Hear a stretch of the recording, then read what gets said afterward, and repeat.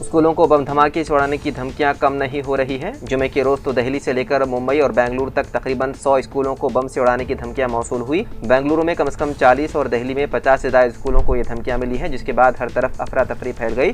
सभी स्कूलों में तलाशी शुरू हो गई है और बेशतर स्कूलों में बच्चों को छुट्टी देकर घर भेज दिया गया। ये मुसलसल चौथा दिन है जब दिल्ली के स्कूलों को ऐसी धमकियां दी गई हैं। अब तक ये धमकियां महज अफवाह ही साबित हुई है, लेकिन फिर भी तलबा के तहफ़्फ़ुज़ का ख्याल करते हुए जांच टीमें हर गोशा और हर क्लास की अच्छी तरह जांच में मसरूफ हो गई है। दिल्ली के स्कूलों को मुस्तकिल मिल रही धमकियों से बच्चों, सरपरस्तों और असातिज़ा के दरमियान बेचैनी व दहशत फैली हुई है।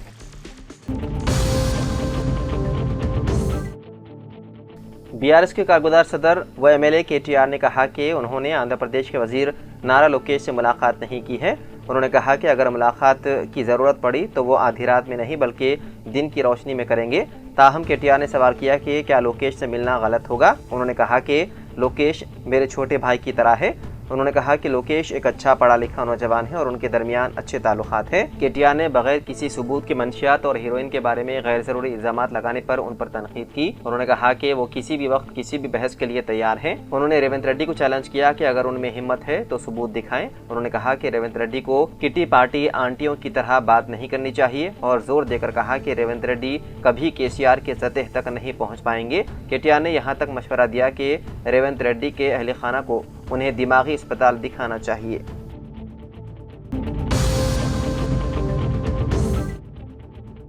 हाइड्रा ने अपने क़ियाम के बाद जुमे को 1 साल मुकम्मल कर लिया। इस मौके पर हाइड्रा की पहली सालगिरह बतकम्मा कुंटा अंबरपेट में बड़े धूमधाम से मनाई गई। हाइड्रा कमिश्नर रंगनाथ, हैदराबाद कलेक्टर हरिचंदना, साबिक एमपी वी हनुमंतराव व दीगर ने इस प्रोग्राम में शिरकत की। इस मौके पर हाइड्रा कमिश्नर एवी रंगनाथ ने जोर दिया है कि हाइड्रा अगली नस्लों को मुस्तकबिल फराहम करने के लिए काम कर रहा है। उन्होंने याद दिलाया है कि वो शुरू में टैंकों को बचाने की नीयत से बहुत से जारहाना थे, अब टैंकों पर तजावुजात में कमी आई है। इस मौके पर मीडिया से बात करते हुए रंगनाथ ने वादे किया है कि तेलंगाना के वज़ीर आला रेवंत रेड्डी के हुक्म पर समाजी नुक्ते नज़र से गरीबों के मकानात को मुनहदिम नहीं किया जा रहा है। उन्होंने कहा कि जिन लोगों ने उन पर कब्जा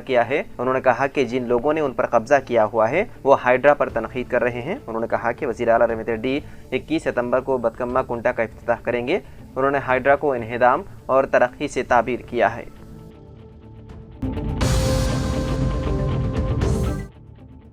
एक खातून ने मधुरनगर पुलिस से रुजू होते हुए इल्ज़ाम लगाया है कि उसे एक शख्स ने शादी करने का वादा करते हुए उसके साथ इस्मत रेज़ी की और उसे धोखा दिया। पुलिस के मुताबिक सूर्यापेट जिले की 26 साल खातून जो नौकरी की तलाश में शहर आई थी, यूसुफगुड़ा के रहने वाले 27 साल श्रीधर कुमार से इंस्टाग्राम पर दोस्ती हो गई। उसके बाद उसने उसे प्रपोज किया, जिसे उसने कबूल कर लिया। उसने इल्ज़ाम लगाया है कि उसने उससे शादी करने का वादा करने के बाद कई बार उसका जिनसी इस्तेहसाल किया। हाल ही में जब उसने उससे शादी करने को कहा तो उसने टालना शुरू कर दिया और उससे शादी करने से इनकार कर दिया।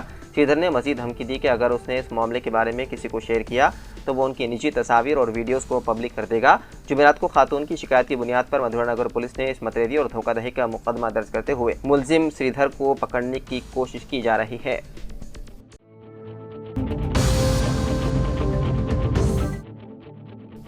कर्नाटक हुकूमत ने रॉयल चैलेंजर्स बेंगलुरु की आईपीएल जीत की तकरीब के मुंतज़िमीन के खिलाफ कार्रवाई करने के अपने फैसले को मौखर कर दिया। दरअसल 4 जून को एम चिन्नास्वामी स्टेडियम के बाहर भगदड़ मच गई थी, जिसमें 11 अफराद हलाक और 50 से ज्यादा जख्मी हो गए थे। काबीना को हाईकोर्ट के रिटायर्ड जज जॉन माइकल कन्हा की 2 हिस्सों पर मुश्तमिल बेंच रिपोर्ट मौसूल हुई, लेकिन कार्रवाई करने से पहले इस रिपोर्ट का मजीद मुताला करने का फैसला किया गया। वज़ीर कानून एच.के. पाटिल ने मीडिया को बताया है कि काबीना को रिपोर्ट मिल चुकी है, हम अगली मीटिंग में इसका मुताला करेंगे और फैसला करेंगे।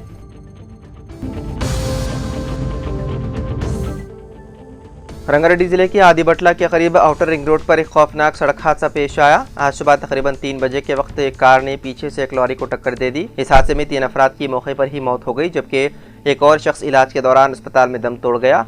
पुलिस जाए हादसे पर पहुंच गई और कार में फंसे हुए नाशों को बाहर निकाला। मरने वालों की शनाख्त 29 साल मालवत चंदूलाल, 50 साल गगुलत जनार्दन और 40 साल बालराजू के तौर पर हुई है।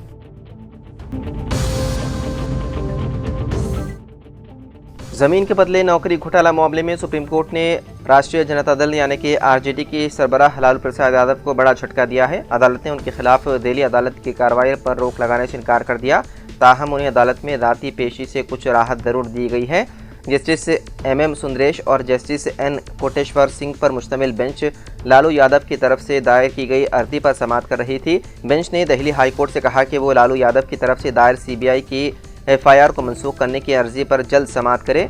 इससे कबल दिल्ली हाई कोर्ट ने भी लालू यादव को कोई अबूरी राहत देने से इनकार कर दिया था और कहा था कि कार्रवाई पर रोक लगाने की कोई पुख्ता बुनियाद नहीं है। अदालत ने CBI को नोटिस जारी करते हुए अब अगली समाअत 12 अगस्त को मुकर्रर की थी। तेलंगाना के जिले जगतियाल के वेलगटूर मंडल के किशन रावपेट गांव में एक और गैरत के नाम पर कत्ल का वाकया पेश आया, जहां एक दलित नौजवान को महज इसलिए कत्ल कर दिया गया क्योंकि वो एक दूसरी जात की लड़की से मोहब्बत करता था। इतलात के मुताबिक 26 साल मलेश नामी नौजवान जो उसी गाँव के रहने वाला था, एक BC तबके से ताल्लुक रखने वाली लड़की से मोहब्बत करता था।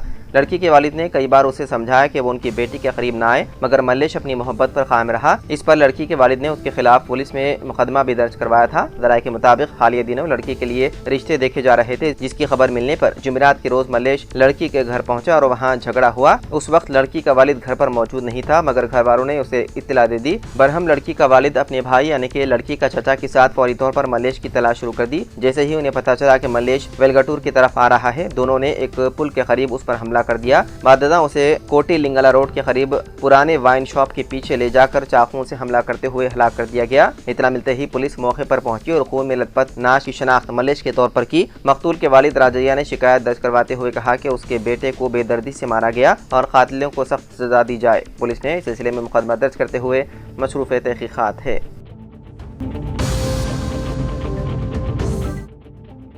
ऑनलाइन बेटिंग की आदी एक बहन ने अपने ही भाई के घर चोरी करवाई। ये वाकया हैदराबाद की मदाफात में वाक़े गाजुला रामाराम इलाके के शिरडी हिल्स में पेश आया। ये चोरी 5 जुलाई को हुई थी और हालिया दिनों में पुलिस ने मुलजिमा को गिरफ्तार कर लिया। मुलजिमा भाई की शिकायत पर मुकदमा दर्ज करके पुलिस ने तफ्तीश के दौरान अहम तफसीलात हासिल की। तहकीकात में इंकशाफ हुआ है कि चोरी करने वाली उसकी अपनी ही बहन है, जो ऑनलाइन बेटिंग की आदी बन चुकी थी। उसने बेटिंग के लिए तकरीबन 5 लाख रुपए का कर्ज लिया था। इस कर्ज को चुकाने के लिए उसने अपने दोस्तों कार्तिक और अखिल के साथ मिलकर चोरी का मंसूबा बनाया। जब इसका भाई गाड़ी को पूजा के लिए कुरमान घाट गया हुआ था, उस वक्त उसने मंसूबे पर अमल करते हुए अपने दोस्तों की मदद से 12 तोले सोना और चांदी के जेवरात चोरी करवा लिए। बाददा उन जेवरात को रहन रखकर रकम हासिल की। पुलिस ने तीनों मुलजिमान को गिरफ्तार करके उनके पास से मसरूखा माल बरामद कर लिया और उन्हें अदालती तहवील में दे दिया। हैदराबाद में 23,000 नए राशन कार्ड जारी करने महकमे सिविल सप्लाईज के हुक्काम से तैयारियां की जा रही है। अभी तक दरख्वास्तों की जांच और घर घर पहुंचकर दरख्वास्तों का जायजा लिया गया। सिविल सप्लाईज के ऑफिसर श्रीनिवास ने बताया है कि दरख्वास्तों का बारीक बीनी से जायजा लिया गया। दरख्वास्तों की मुकम्मल शफाफियत से जाँच की गई, जिसके बाद 23,000 अफराद नए राशन कार्ड के लिए अहल पाए गए। उन्हें जल्द नए राशन कार्ड जारी किए जाएंगे। मौजूदा कार्ड में 18,000 नामों के इंदराज का अमल मुकम्मल हो गया। उन तमाम को नए राशन कार्ड जारी करने हुकूमत से आइंदा 3 या 4 दिन में रहनुमाना खतूत जारी किए जाएंगे। इसके अलावा शहर के मदाफाती अजला रंगारेड्डी, मेडचल, मलकाजगिरी में दरख्वास्तों की जांच का अमल जारी है। आइंदा 2 या 3 दिन में कितने लोगों को नया राशन कार्ड जारी किया जाएगा, इसकी वदाहत हो जाएगी।